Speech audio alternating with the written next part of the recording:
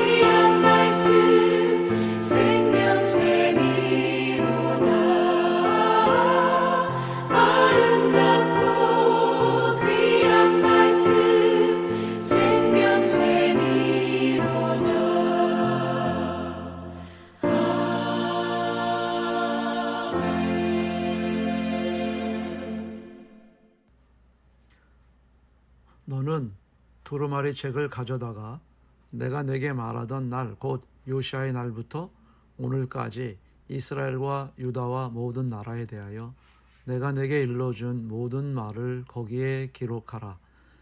유다 가문이 내가 그들에게 내리란 모든 재난을 듣고 각기 악한 길에서 돌이키리니 그리하면 내가 그 악과 죄를 용서하리라 하시니라. 아멘. 감사합니다. 기원전 626년 그 당시에는 남유다 요시아 왕이 통치하고 있었습니다. 그 요시아 왕은 우리가 알다시피 아주 훌륭한 그런 왕이었죠. 대대적인 그 종교 개혁을 일으켜서 백성들을 잘 치리하고 다스리는 그런 훌륭한 분이었는데 때마침 애국과의 전쟁 중 무깃도라고 하는 곳에서 전사하고 말았습니다. 그러자 그의 아들 여호야김이 왕이 이렇게 되었습니다. 그런데 이 여호야김 왕은 아버지 반도 못 쫓아가는 그런 악한 왕이었죠. 그는 하나님보다도 애굽 바로를 더 의지하였습니다. 분명 아버지가 애굽과의 전쟁 중에서 전사한 사실을 너무나 잘 알고 있음에도 불구하고 애굽을 당연히 대적할 아버지 원수를 갚아야 할 그러한 그 위치에서 오히려 애굽을 의지하는 아주 부끄럽고 모난 왕이었다는 것입니다. 거기에 또 아주 포악하기 이를 데가 없었죠. 지금 태국은 군주제 개혁을 요구하면서 대규모 반정부 시위가 지금 한창 중에 있음을 봅니다. 이 와중에 태국의 국왕은 독일의 휴양지에서 호텔 하나 전체를 전세에 내서 아주 수개월 동안 호화 생활을 누리고 있고요.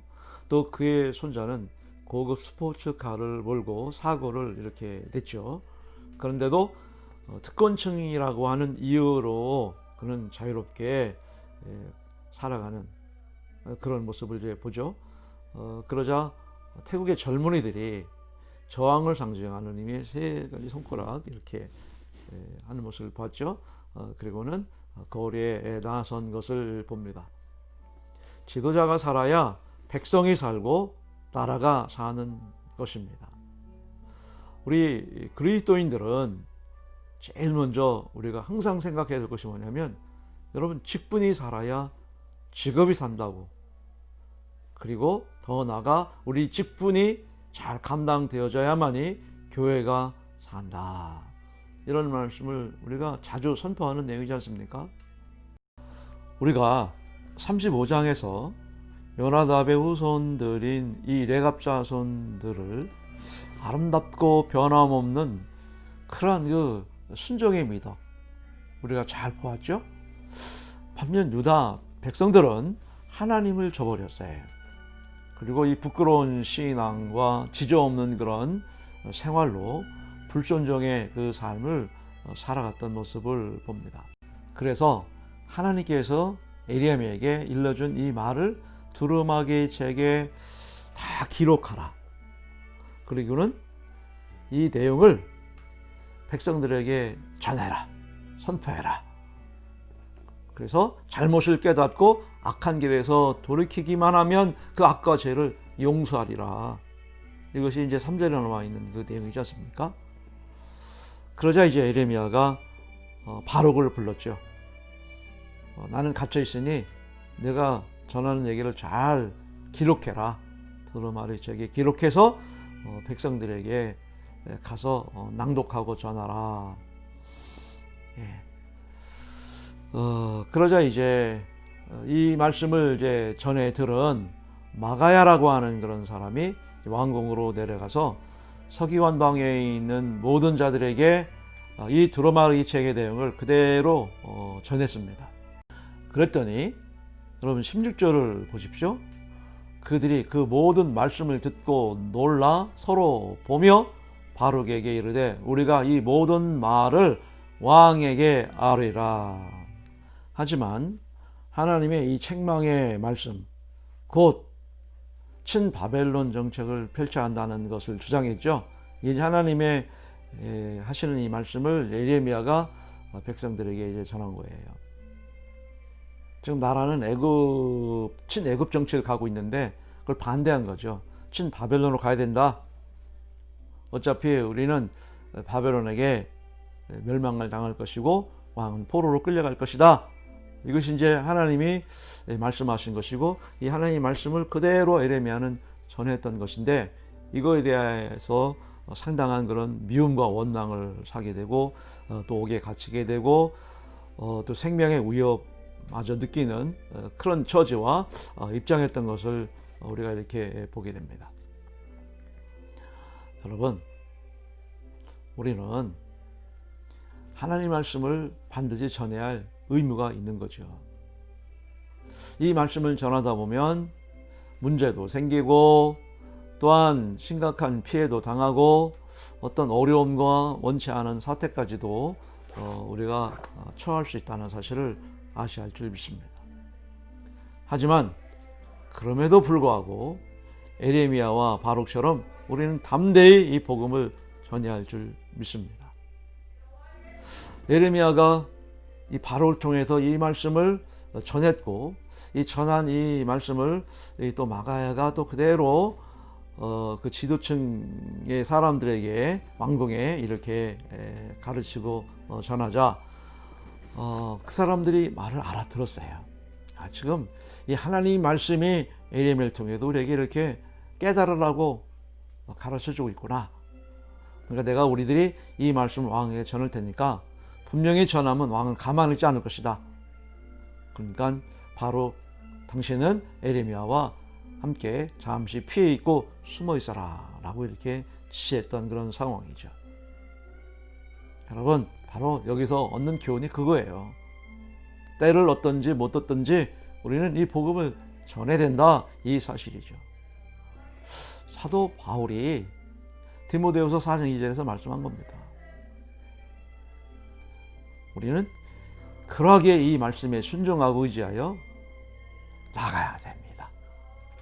얼마나 많은 이 신앙의 선조들이 이 말씀에 입각하여서 생명을 걸고 복음전도와 영혼구원에 박차를 가하며 앞장서 왔기에 오늘 그런 선조들 덕분에 저 여러분들이 이렇게 신앙생활을 통하여 축복을 누릴 수 있는 것이고 승리할 수 있는 비결이 여기에 있는 것이죠.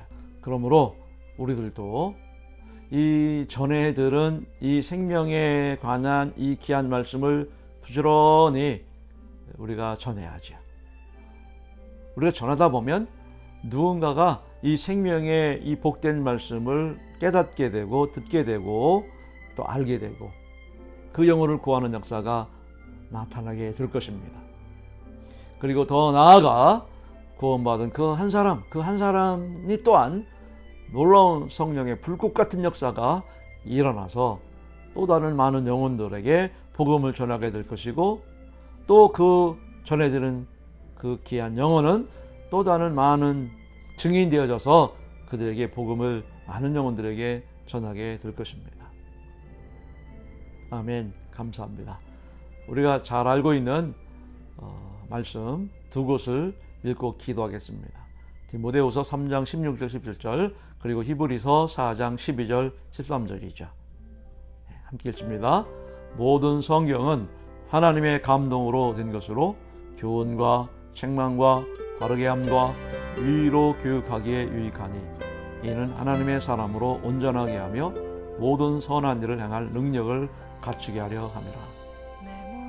하나님의 말씀은 살아있고 활력이 있어 자외할 선 어떤 것보다 예리하여 혼과 영과 및 관절과 골수를 찔러 쪼개기까지 하며 또 마음의 생각과 뜻을 판단하나니 지으신 것이 하나도 그 앞에 나타나지 않음이 없고 우리의 결산을 받으실 이의 눈앞에 만물이 벌거벗은 것 같이 드러나느니라.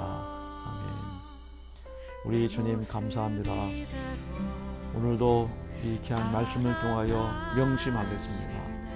잘 새겨 듣고 때를 얻든지 못 얻든지 항상 우리는 이 복음을 담대히 전할 수 있는 우리 모두가 되게 하소서. 에레미야를 우리가 잘 본받게 하시고 바르게 전한 이 말씀을 잘 새겨서 우리 또한 그렇게 세상을 변화시키고 세상에 또 에레미야 바르게 동역이 되어져서 그렇게 힘써 나라의 지경을 함께 동역했던 당시 지도층 인사들처럼 우리 그런 다짐과 결단이 이 시간 있게 없어서 우리 주님 그렇게 살기를 원하올 때에 예수 그리스도 이름으로 기도드립니다. 아멘. 하늘에 계신 우리 아버지, 아버지의 이름을 거룩하게 하시며 아버지의 나라가 오게 하시며 아버지의 뜻이 하늘과 같이 땅에서도 이루어지게 하소서. 오늘 우리에게 일용할 양식을 주시고 우리가 우리에게 잘못한 사람을 용서해 준 것 같이 우리의 죄를 용서해 주시고 우리를 시험에 빠지지 않게 하시고 악에서 구하소서. 나라와 권능과 영광이 영원히 아버지의 것입니다.